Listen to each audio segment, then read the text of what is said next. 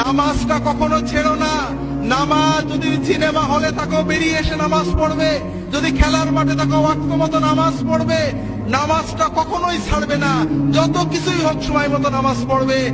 আর অশ্লীলতাকে, মাদকতাকে বিষের মতো পরিত্যাগ করবে। এই দুটো বিষয় যদি তুমি ঠিক রাখতে পারো, ইনশাআল্লাহ অন্যান্য ভুল ত্রুটি তওবা করবে, ভালো হবে খারাপ হবে, এই নামাজ তোমাকে আল্লাহর পথে টিকিয়ে রাখবে। এবং ইনশাআল্লাহ তোমার বয়স যখন 50 হবে, তুমি নিজে অনুভব করবে এই দুনিয়ার জমিনে তোমার বন্ধুদের চেয়ে তুমি ভালো আছো। আর ইনশাআল্লাহ কিয়ামতের দিনে তুমি তোমার পিতা মাতা সহ আল্লাহর আরশের নিচে তার ওলিদের সাথে মেহমান হয়ে যেতে পারবে। হাজরিন, যুবক কিশোরদের ভালো রাখতে হলে তাদেরকে আলেমদের কাছে নিয়ে যেতে হবে, মসজিদে নিতে হবে, দ্বীনি চেতনা তৈরি করতে হবে, লেখাপড়ার ভিতরে দ্বীনি চেতনা তৈরি করতে হবে।